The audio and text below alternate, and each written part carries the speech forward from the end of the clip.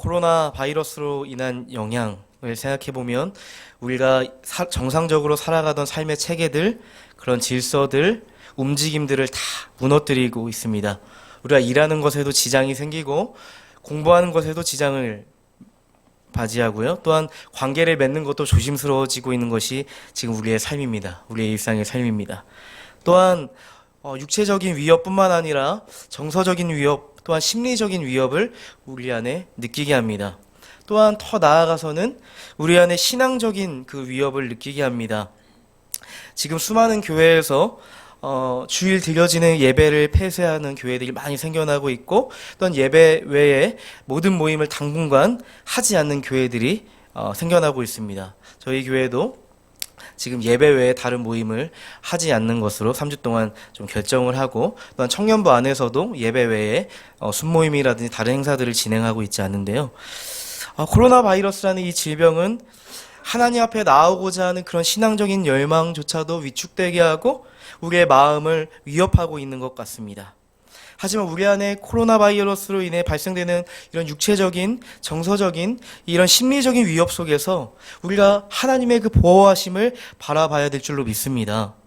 모든 질병을 해결하실 그 주권자 하나님의 은혜를 기대해야 될 줄로 믿습니다. 성경 안에 수많은 믿음의 사람들, 하나님의 백성들은 위기의 상황에 직면했을 때 why? 왜 이런 일이 나에게 일어났는가에 집중하지 않았습니다.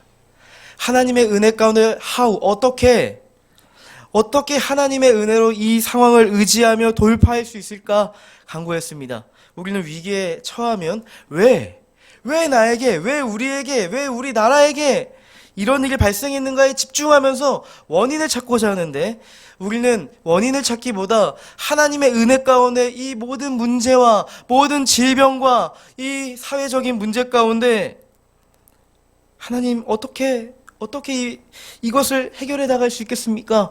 주님만이 이 일을 하실 수 있습니다. 라고 하는 고백이 우리 안에 있기를 간절하게 소망합니다. 하나님의 은혜 없이는 살 수 없다는 포효, 부르짖음이 지금 이 시간 필요합니다. 이 시대에 필요합니다.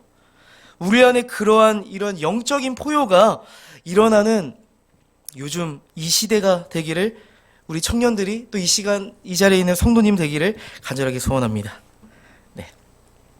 봉준호 감독이 그 기생충으로 아카데미 감독상을 수상하며 어떠한 수상 소감을 했는지 다 아실 거라고 생각합니다. 뭐라고 했죠? 다들 성경만 읽으시기 때문에 잘 모르시는 것 같은데 한번 PPT를 넘겨주시면 좋겠습니다. 가장 개인적인 것이 가장 창의적인 것이다 라고 이렇게 수상 소감을 했거든요. 봉준호 감독은 가장 자신의 삶의 개인적인 그런 소재들을 선택했습니다. 그리고 그것이야말로 내가 영화로서 녹여낼 수 있는 가장 창의적인 것이라고 생각했던 것이죠. 그래서 이런 소감을 한 것 같아요. 저는 이 소감을 들으면서 동시에 이런 생각을 했습니다. 다음 PPT 한번 넘겨주시겠어요? 우리 그리스도인들도 이 시대를 살아가다 보면 정말 다변화된 상황이 많잖아요? 10년 전에 신앙생활하던 우리의 패턴들, 어떤 문제에 대한 인식들, 해결점들 있었는데 10년 후 지나면 조금 이 방식에 대해서 고민하게 되고 다시 한번 우리 안에 창의적인 생각, 창의성이 필요한데요. 어떤 것이 가장 하나님 나라에서 창의적인 것인가에 대한 생각을 해본 거예요, 제가요. 그리스도인으로서 가장 어떠한 것이 가장 창의적인 것인가, 그리스도인으로서 우리는 어떠한 소재를 가지고 그리스도인의 창의성, 그리스도인의 감성, 그리스도인의 잠재력, 그리스도인의 경쟁력을 드러낼 것인가, 이런 생각이 스쳐 지나갔습니다. 오늘 설교를 통해서 제가 미션을 하나 드리도록 하겠습니다. 오늘 미션을 통해서 오늘 말씀에 담겨있는 여기서 땡땡을 찾는 것입니다. 가장 하나님 나라 적인 것, 가장 복음적인 것, 우리가 어떤 상황에 직면했을 때, 어떠한 문제에 직면했을 때 창의적으로 돌파할 수 있는 그 anything, 어떠한 것이 무엇인지에 대해서 여러분 각자 다를 수 있거든요. 함께 찾아보는 시간이 되었으면 좋겠습니다. 하나님께서 지혜 주실 줄을 믿습니다. 로마서 12장 1절 말씀 한번 읽어볼까요? 다 같이 읽어보도록 하겠습니다. 시작.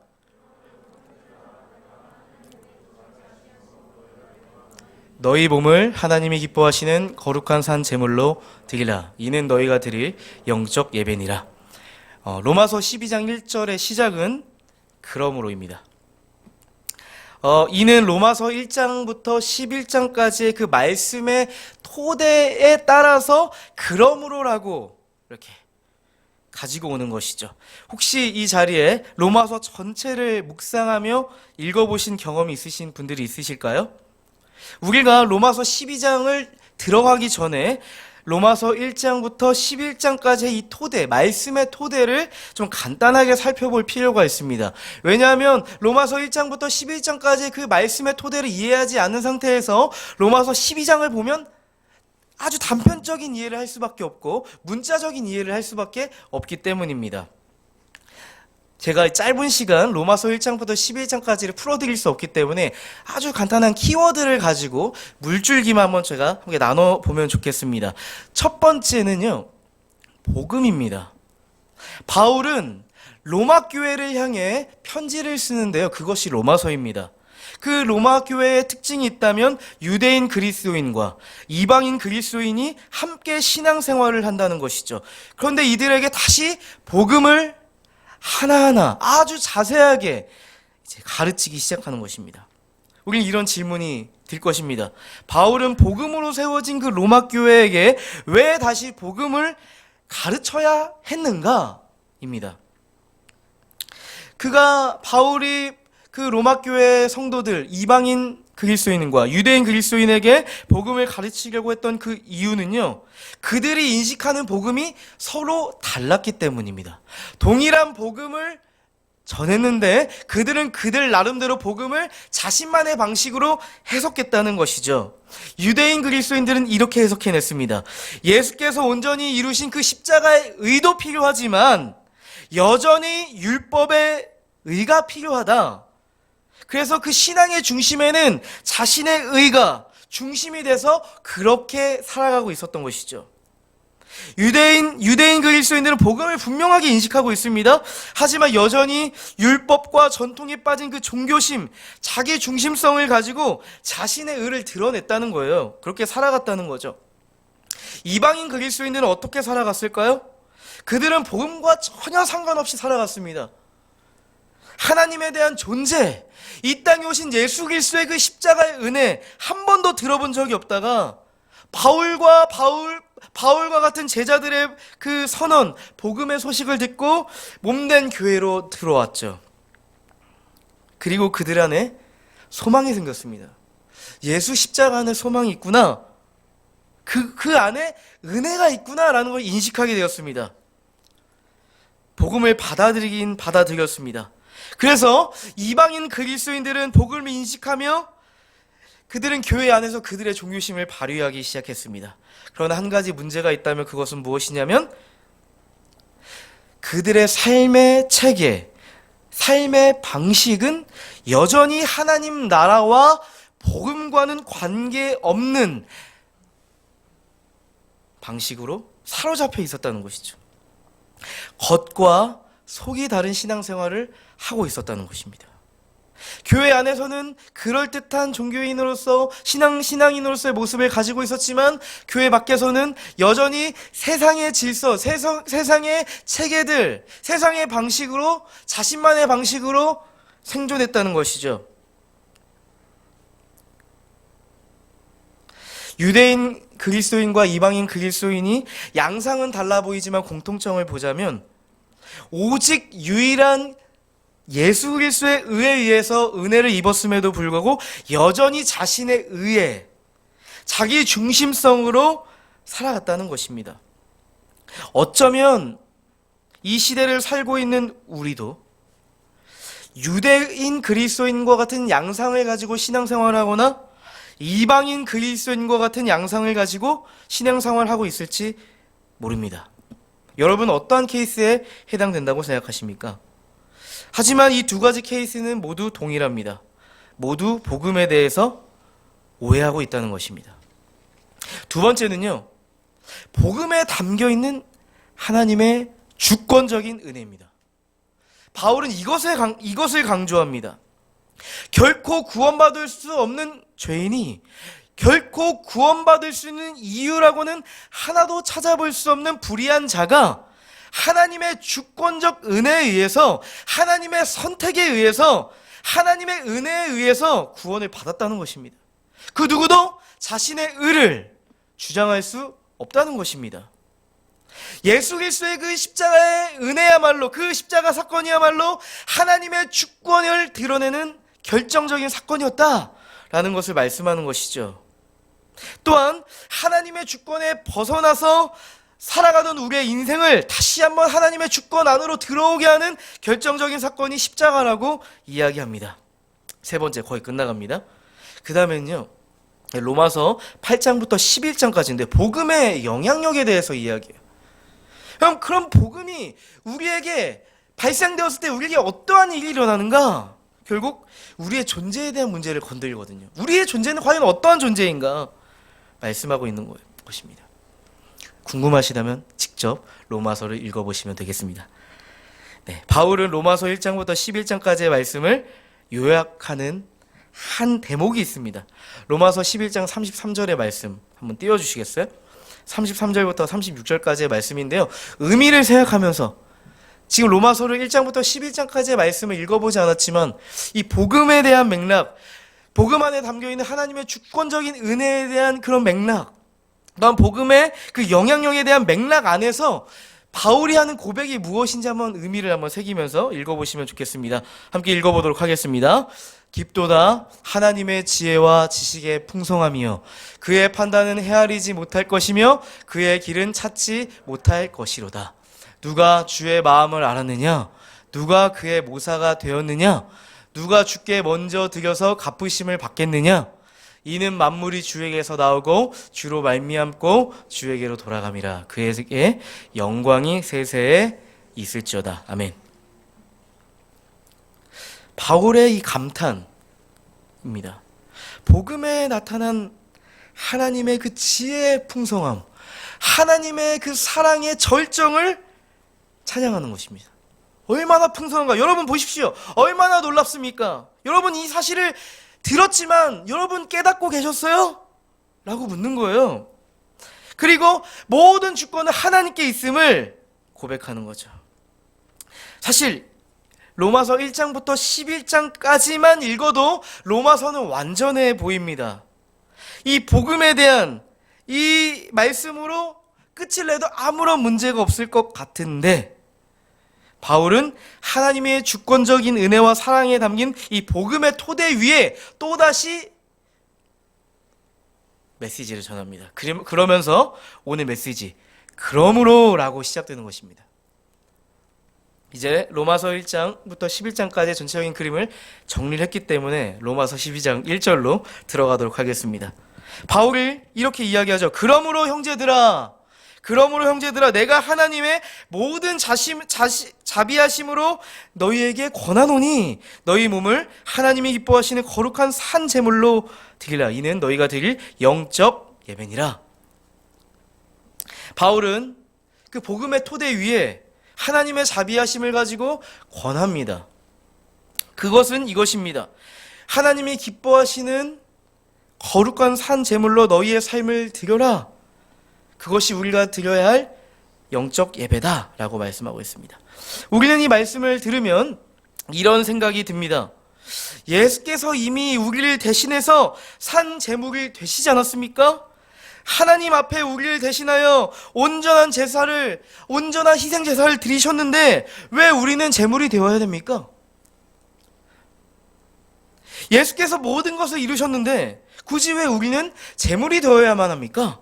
라는 이렇게 질문이 들죠.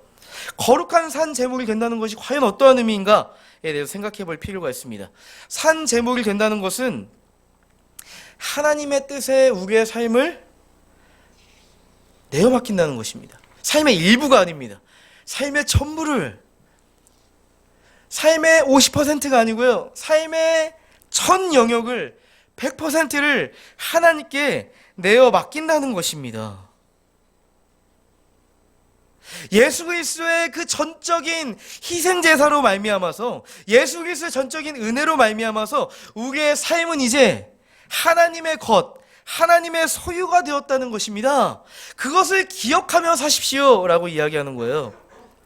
우리는 이것을 반드시 기억해야 됩니다.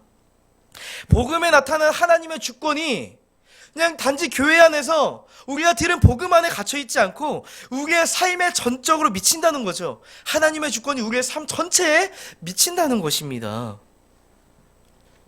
하나님의 주권 아래서 우리의 삶을 하나님께 내어드리는 것, 그것이 하나님께 우리의 삶을 산 제물로 드린다는 것입니다. 또 한 가지 포인트가 있어요. 산 제물입니다. 이 산이라는 것은 리빙, 살아있는 제물이라는 거거든요. 근데 이 자체가 모순적이에요. 그렇지 않습니까?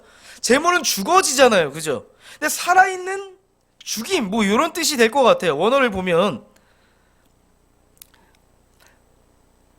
우리는 왜 특별히 바울이 이 단어를 사용했냐면요, 우리는 하나님 앞에 하나님의 것으로, 하나님의 소유로, 하나님을 위해 하나님과 함께 살아가기 위해서 날마다 우리는 살아있으나 십자가 앞에 우리를 날마다 죽이는, 우리의 옛사람의 헛된 자아를 그리스도의 십자가에 못 박는 그 과정이 우리 안에 필요하다는 것을 말하는 겁니다. 예수께서 십자가를 통해 우리를 구원하셨지만 이 구원의 은혜가 날마다 우리의 삶에서 드러나야 된다. 우리 옛사람의 헛된 자를 못 박는 이 은혜의 사건들이 끊임없이 일어나야 된다 라는 것이죠. 우리의 전부를 하나님의 뜻에 맡기고 나의 선택과 결정을 하나님 앞에 내어 맡기고 우리의 삶의 중심과 태도를 날마다 그리스도 안에서 새롭게 해야 된다는 것입니다. 쉽게 이야기한다면 이런 이야기를 하는 것이죠. 우리는 교회 밖을 나가서 교회를 벗어난 삶의 자리에서 우리는 질문할 수 있어야 됩니다. 내가 과연 하나님의 주권 아래에서 살아가고 있는가? 나는 하나님의 영향을 받고 있는 존재인가? 우리는 늘 질문할 수 있어야 됩니다. 또한 나는 하나님의 소유된 백성으로 살아가고 있는가? 하나님의 것으로, 하나님의 소유로 나는 살아가고 있는가? 또한 구별되어 있는가? 하나님의 것으로 구별되어 있는가? 구별되었다는 뜻은 결국 거룩하다는 뜻이잖아요. 내가 내 삶을 통해서 하나님의 거룩함이 묻어나 있는가? 우리 하나님 앞에서 늘 질문해야 합니다. 그렇지 않으면 우리의 삶의 예배가 무너지는 것을 느낄 때가 우리는 한두 번이 아닙니다. 우리는 이것을 계속 경험합니다. 죽을 때까지 말이죠. 바울은 이것이야말로 우리가 드려야 할 영적 예배다라고 이야기합니다. 새 번역 성경과 킹 제임스 버전 성경을 보면 이 영적 예배를 리저너블 서비스, 합당한 예배, 조금 생각해보면 합리적인 예배다, 합당한 예배라고 번역을 하고 있어요. 그러면 로마서 12장 1절을 좀 우리의 언어로 푼다면 바로 이것입니다. 하나님의 것으로 하나님을 위해 구별된 삶, 거룩한 삶을 사는 것, 이것이 바로 우리가 드려야 할 합당한, 합리적인 예배다. 그렇지 않다면 여러분의 예배는 비합리적입니다 라고 이야기하는 것입니다. 어쩌면 우리가 교회 안에서 지금 이 시간 예배를 드리고 있지만 우리의 삶 속에서, 교회를 벗어난 우리의 삶 속에서 하나님의 것으로 구별되지 않는 삶을 살아가고 있다면 우리는 비합리적이고 부당한 예배를 드리고 있습니다. 예배는 교회 안에서 드려지는 예배에 국한되지 않습니다. 우리의 삶 전체가 예배입니다. 예배의 키포인트는 하나님의 주권 아래에서 하나님의 소유된 백성으로 살아가는 구별됨, 거룩함에 있습니다. 우리의 삶 속에 구별됨이 없다면, 거룩함이 없다면 예배라고 보기 어렵습니다. 우리가 주일 공예배가 힘든 이유에 대해서 한번 생각을 해보려고 하는데요. 어쩌면 우리의 삶 속에서 구별되지 않았습니다. 하나님의 것으로 살아본 적이 없습니다. 거룩함이 없습니다. 갑자기 거룩함을 추구하고 하나님을 갈망해야 될 이 자리가 어색한 것은 당연한 일입니다. 이상한 일이 아닙니다. 하지만 우리는 일주일 동안 한 주간의 삶 가운데 하나님의 소유로, 하나님의 주권 아래 살아가지 않다가 이 자리에 와서 어떠한 영적인 카타르시스를 느끼고자 하는데 이건 상당히 불가능한 일이죠. 하지만 하나님의 은혜가 있기 때문에 우리는 하나님을 경험합니다. 로마서 12장 2절 말씀 한번 읽어보도록 하겠습니다. 함께 읽어보도록 하겠습니다. 시작.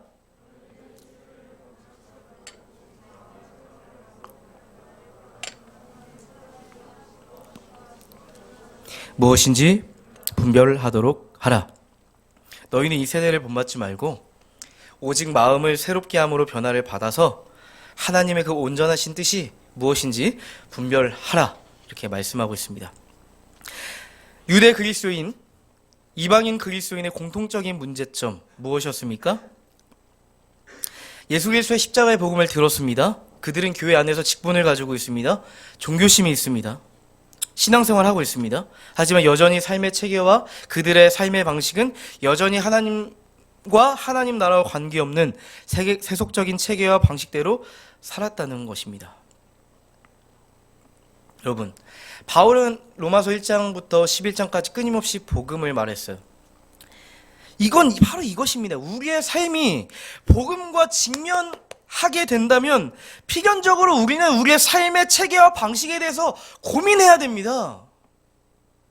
내가 날마다 가지고 있는 생각들, 내가 추구하고 있는 가치들, 내가 관계 맺고 있는 수많은 영역들, 내가 하고 있는 취미들, 내가 하고 있는 생활 습관들, 나의 진로, 나의 성공이라는 모든 잣대, 다시 모든 것이 복음 안에서 재평가되어야 된다는 것입니다. 하나님의 주권과 복음이라는 토대 위에 재설정해야 된다는 것입니다. 초기화시켜서 말이죠. 여러분, 오해하지 마세요. 이것은 교회 안에서 주어진 율법적인 기준, 전통, 교회의 지침에 의해서 재평가되는 게 아닙니다. 예수께서 이루신 복음이라는 이 혁신적인 토대 위에서 우리의 삶의 체계와 방식들, 우리의 가치관들, 세상을 바라보는 관점을 완전히 바꾸는 것이죠. 이것은 매우 자연스러운 일입니다. 하나님께서 주신 양심과 마음을 통해서 우리는 우리의 삶을 성찰하게 하는 것이죠. 우리 안에 복음이 있다면 하나님 나라와 복음의 그 토대 위에 합당한 삶의 방식과 가치관과 세계관을 추구하게 됩니다. 이건 진짜 자연스러운 얘기예요. 근데요, 내가 지금 교회 안에 있어요. 지금 예배를 드리고 있어요. 하지만 내 삶의 토대에 복음이 여전히 심겨지지 않았다면, 내 삶에 복음이 직면되지 않았다면 여전히 세상이 추구하는 흐름에 발맞추어 방향성을 가지고 있는 나를 발견하게 될 거예요. 이것은 무엇을 말하고 있는 거냐면 내 안에 복음이 필요하다는 겁니다. 여전히 내 안에 복음이 정립되지 않았다는 것입니다. 복음이 뿌리내리지 않았다는 거예요. 만약 이러한 자신을 나 스스로 발견하게 된다면 하나님 나라와 복음이 말씀하는 질서와 논리에 따라 내 삶을 교정하고 율법적으로 지키기 앞서서 지킬 수도 없고요. 우리는 다시 온전한 복음 앞에 직면할 필요가 있다는 것이죠. 여러분, 하나님 나라와 복음에 담겨있는 이 논리를 이해한다고 우리의 삶이 변화되지는 않습니다. 예수 그리스도 안에 담겨있는 그 복음이 우리의 삶을 흔들고 요동치고 또한 우리 안에 문제인식이 생기고 또는 그 안에 다시 한번 내가 복음으로 살아가고자 하는 열망을 갖게 된다는 것이죠. 코로나 바이러스 때문에 개강이 미뤄진 청년들이 많이 있을 거라고 생각합니다. 3월 첫째 주에 해야 될 개강이 둘째 주로 밀리고 셋째 주까지 밀린 변수가 생긴 거죠. 오늘 중등부 예배 때 담당 교역자인 최윤아 목사님이 기도를 이렇게 하셨대요. 교육부에서 코로나 바이러스 때문에 되도록이면 계약을 미룰 수 있도록 해주십시오 이렇게 기도를 했는데 아이들이 아멘 이렇게 했다고 하더라고요. 네. 지금 이런 통제되지 않은 상황에서 우리가 지금 학업을 언제 시작할 수 있고 개강이 언제 될 수 있을까? 우리가 예측하기가 어려워요. 이제 대학을 입학하는 20살 청년들 오늘 많이 보이지 않나요? 네. 이제 개강을 준비하는 우리 청년들도 이 자리에 많이 계시고 또한 대학을 졸업해서 이제 취업을 준비하는 청년들도 이 자리에 계십니다. 여러분, 우리가 학생으로서 미래에 대한 준비를 하고 취업을 준비하고 직장인으로서 내가 어떤 전문성을 가져야 될지 준비하는 것 필요합니다. 열심히 하셔야 됩니다. 그리고 지금 여전히 열심히 준비하는 것으로 저는 알고 있습니다. 근데 우리가 막상 놓치는 것들이 있지 않을까요? 우리가 새로운 조직들, 새로운 체계들, 새로운 조직 안에서 요구하는 그런 질서들, 가치들이 있을 거예요. 근데 막상 우리가 새로운 집단, 새로운 조직, 새로운 그 시대적인 흐름에 들어가기 앞서 우리가 다시 한번 하나님 나라의 백성으로서 우리의 삶의 체계와 방식에 대해서 체계화시키지 않는다는 거죠. 준비하지 않은 상태에서 간다는 거죠. 너희는 이 세대를 본받지 말고 하나님의 뜻이 무엇인지 분별하라 말씀하고 있습니다. 우리는 이 시대 속에서 밀려오는 수많은 문화들, 수많은 유혹들에 대해서 분별할 준비를 그닥 하지 않습니다. 오히려 이제 내가 모든 것을 맞아주리라, 내가 다 받아들이리라, 모든 것을 수용하리라, 예수님의 사랑으로 받아들이라, 이런 생각을 가지고 있는지 모르겠어요. 네, 우리에게는 무조건적인 수용, 무분별한 수용이 아니고요, 조건적이고 제한적이고 분별적인 수용이 필요해요. 우린 까다로워져야 돼요. 무조건적이고 무분별하고 무제한적인 수용은요, 한 영혼에게 필요한 거예요. 잃어버린 한 영혼에게. 우리는 근데 이 시대를 향해서 무조건적이고 무분별하고 무제한적인 사랑을 하고 있다는 것입니다. 이 시대를 본받지 말고 마음을 새롭게 함으로 변화를 받아라 말씀하고 있는데요, 새롭게 한다는 것은 이제는 여러분 새로운 사고방식을 좀 가지십시오. 여러분 이제 예수 그리스도로 인해서 여러분 새로운 피조물이 되었습니다. 세상의 체계와 방식이 아닌 하나님 나라의 그 복음의 질서, 그것으로 늘 여러분 자신을 새롭게 하십시오. 여러분, 교회는요, 성경의 역할과 교회의 역할과 목회자의 역할이 똑같습니다. 한 영혼을 제자로 세우는 목적을 가지고 하나님께서 교회도 주시고 직분도 주시고 성경도 주셨습니다. 교회와 성경과 목회자들은 성경에 담겨있는 하나님 나라와 이 복음의 토대를 계속 제시해요. 그러니까 똑같은 말 많이 하죠. 성경에 있는 말을 해야 되니까요. 근데 그 토대 위에 집을 세우는 건 여러분 스스로입니다. 나 자신이라는 거예요. 하나님 나라의 그 질서, 원리를 여러분이 배우셨다면 이제 교회 밖에 나가서 삶에 이루어지는 수많은 응용 문제들이 이제 여러분 스스로 푸셔야 돼요. 이 자리는 사회 각 분야 다 달라요.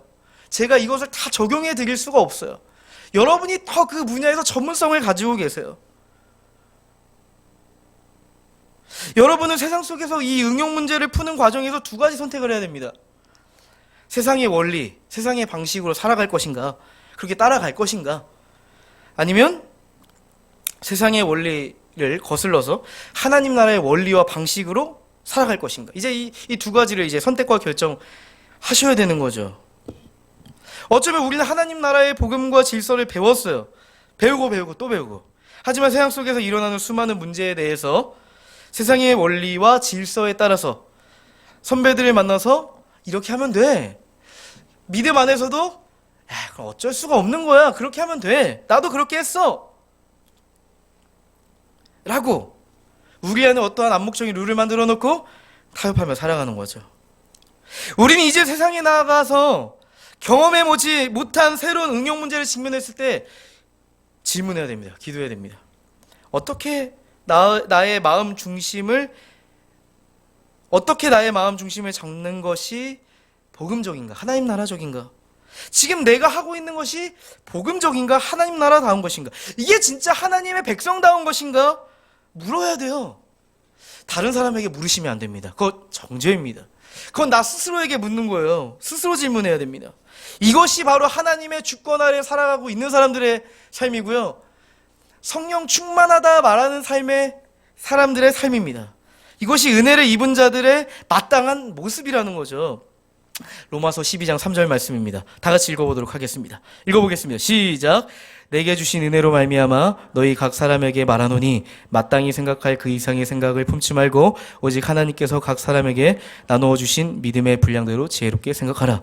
다시 한번 바울은 강조합니다. 여러분, 예수 그리스도 때문에 은혜를 입었습니다. 다시 한번 로마서 12장 1절을 시작하며 그러므로 하면서 가져왔잖아요. 다시 한번 로마서 12장 3절을 말하면서 여러분 이거 율법이 아니고 은혜예요 라고 말을 하는 거죠. 여러분 이 자리에 있는 성도 모든 분들은 다 신앙에 대한 정도가 다릅니다. 이제 복음에 대해서 맛을 느끼고 하나님 나라와 복음을 향해서 발걸음을 이제 시작한 분들도 있습니다. 이미 하나님 나라의 복음의 그 맛, 그 은혜, 그 삶의 방식을 나의 삶의 표대로 삼고 십자가를 지고 걸어가시는 분들도 있습니다. 어쩌면 여전히 하나님 나라와 복음을 주일마다 듣기는 들어도 와닿지 않아서 일단 양다리를 걸쳐보자 라고 하시는 분들도 이 자리에 있을 것입니다. 쉽게 이야기하면 우리 모두에게 은혜가 주어졌지만 신앙적인 성숙은 다 다릅니다. 모두 다릅니다. 우리가 신앙적인 성숙을 논할 때 한 가지 케이스를 다룰 수가 없습니다. 우리가 어떠한 케이스에는 성숙할 수도 있고 어떤 케이스에서는 미숙할 수 있기 때문에 아주 단편적인 예를 제가 하나 드리려고 하는 거예요. 세상 사람들은 서로 교류하고 왕래하고 친분을 쌓고 뒤풀이를 할 때 술을 마십니다. 그것이 아주 자연스럽고 지극히 행복한 일입니다. 하지만 오늘 이 말씀을 들을 때 우린 재고하게 되죠. 술을 마신다는 것이 과연 하나님 나라다운 것인가? 하나님 나라의 질서에 맞는가? 이것이 과연 복음적인가? 이제 질문을 하기 시작하는 거죠. 이제 정죄하려고 하는 목적이 아닙니다. 그 다음 얘기를 하고 싶은 거예요. 이런 고민하게 되는데 이 중에는 이 얘기를 들으면 이런 분이 있어요. 저는 술에 대해서는 안 마신 지도 오래됐고 아주 자유한 그리스도인입니다. 저는 술도 안 마시고 담배도 안 피고 그렇게 살지 않습니다.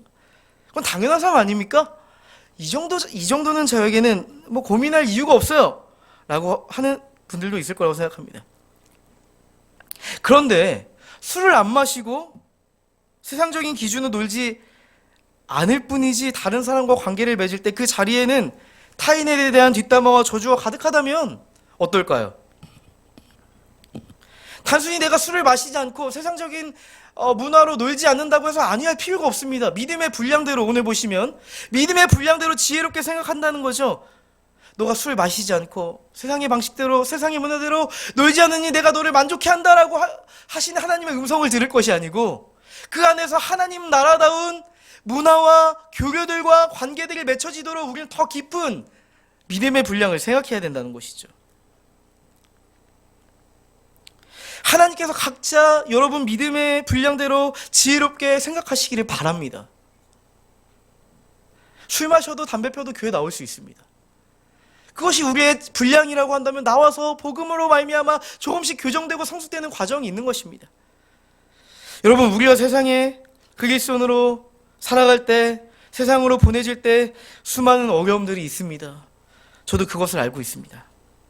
하나님 나라와 복음으로 이 세상을 살아갈 때 그것이 얼마나 힘든지 말도 안 되는지 이것이 얼마나 나에게 방해물이 되고 오히려 하나님 나라의 질서가 내 삶을 힘겹게 하고 있는지 저도 알고 있습니다. 하나님 나라의 복음과 질서로 살아가고 싶지만 거스를 수 없는 힘들이 너무 많다는 거 저도 알고 있습니다. 제가 배가 고파서 검색을 했습니다. 가성비 맛집, 연희동 가성비 맛집 검색했습니다. 네, 보니까 짜장면이 5,000원이에요. 이걸로 하루 한 끼를 때워야겠다. 아내랑 생각을 했습니다. 그래서 식당에 가서 그 식당 이름은 라이라이라는 식당이었습니다. 중식당이었는데요. 근데 식당에 딱 도착했는데 바로 옆에 여러분 이연복 셰프 아세요? 그 TV 엄청 나오는 중식당 운영하는 셰프 있잖아요. 그 식당 이름이 목란이에요. 목란이라는 중식당이 있어요. 제가 듣자 하니까 그 식당을 한 달 전에 예약을 해야 되더라고요. 그래서 제가 들어가려고 저는 목란에 들어갈 수가 없고 이제 옆에 있는 식당에 들어가야 되는데 주변을 돌아보니까 주차장도 넓고 막 발레 파킹도 해줘요. 식당도 크고 멋졌습니다. 근데 이런 생각이 드는 거예요. 왜 목란 옆에 이 반지하 이 중식당이 있을까? 신기하다. 여러분 같으면 목란 옆에 중식당 하시겠어요? 근데 이런 생각이 또 들더라고요. 스타벅스 옆에 이디야 전략으로 해서 목란 가지 못한 사람들이 그 작은 중식당에 오게 하려는 전략일까 이런 생각도 해봤었거든요. 그런 생각을 하면서 이제 반지하 중식당에 들어간 거죠. 짜장면 한 그릇 먹으려고 반지하입니다. 제가 이제 예상과 다르게 이제 들어가 보니까 만석이에요. 사람들이 뭘 먹나 봤는데 짜장면 짬뽕을 안 먹어요. 칠리가지, 멘보샤, 고추 잡채, 깐풍기, 탕수육 뭐 이런 거 먹고 있어요. 제가 생각했던 분위기가 아니었습니다. 테이블은 8개인가? 이거 안 되는데요. 겉으로 보기에는 목란 옆에 있는 이 반지하 중식당이 맛을 내면 얼마나 내겠어. 가성비 식당으로 내가 찾아서 왔는데 생각을 했거든요. 근데 그날 제가 뭐 칠리 가지 멘보샤 못 먹어봤는데 짜장면이랑 짬뽕만 먹으면서 너무 맛있어서 다음엔 요리를 먹어봐야겠다 생각을 했거든요. 근데 집에 오는 길에 이런 생각을 하게 됐어요. 우리 주변에 제가 사진 준비했는데 말하다 보니까 생각을 못했어요. 여기 보시면 저 레자 있죠. 한자 레자. 이게 중국어 라이고요. 저기 뒤에 이게 우리가 PPT가 화면이 작잖아요. 저기 보시면 제 목란이라는 한자가 또 있어요. 그 파킹할 때 P 밑에 목란 써 있어요. 이렇게 붙어 있는 거예요. 네. 끝났습니다. 네. 저는 이런 생각했어요. 그 목란 옆에 붙어 있는 그 작은 식당을 보면서 우리가 그리스도인으로 살아갈 때 우리 주변에는 거대해 보이는 목란과 같아 보이는 세상의 가치들이 많아요. 거대해 보이는 세상의 논리들, 가치들 속에서 우리는 아주 작은 반지하 그리스도인 같이 보여요. 이연복 셰프 중식당 그 목란 옆에 있는 반지하 작은 중식당 같다는 생각이 드는 거예요. 그렇게 작은 그리스도인으로서 위축되게 살아가는 거죠. 하나님 나라와 복음답게 살아도 누가 환영해 줄 것 같지도 않고 주목해 줄 것 같지도 않은 그런 생각이 들어요. 하지만 저는 이 상황을 보면서 이 모습을 보면서 이런 생각을 했습니다. 우리가 그 반지하 작은 중식당처럼 하나님 나라의 백성다운 맛을 내기만 하면 되는 거예요. 거대한 세상의 가치나 흐름 그게 문제가 아니에요. 목란이 문제가 아닌 것 같아요. 진짜 문제는 맛이 없어서 그래요. 맛을 잃어버려서 그래요. 목란 옆 그 식당 라이라이가 맛이 없으면 망하겠죠. 맛이 있으니까 오는 거죠. 그리스도인의 제대로 된 맛을 우리가 잃어버린 것이 문제지 세상의 거대한 가치, 목란이 문제가 아니라는 거예요. 맛이 없어서가 아니고 맛을 못 내서 그런 것입니다. 목란 옆 작은 중식당 라이라이 검색을 다시 했습니다. 현지인 맛집이었습니다. 여러분, 우리도 맛을 낼 수 있다면 그리스도인 맛집 될 수 있습니다. 아멘. 네, 그리스도인의 경쟁력. 여러분, 하나님 나라의 그 복음의 맛을 낼 수 있느냐? 제가 서두에 이런 제안했습니다. 어떤 것이 가장 하나님 나라적인가? 복음적인가? 여러분, 오늘 설교 들으며 어떠한 생각을 하셨습니까? 각자마다 하나님께서 주신 마음들과 생각과 지혜가 있기를 바랍니다. 저는 가장 하나님 나라, 하나님 중심적인 것이 가장 창의적인 것이라고 생각합니다. 여러분 함께 이 시간 찬양하며 오늘 들은 말씀 가지고 기도했으면 좋겠습니다.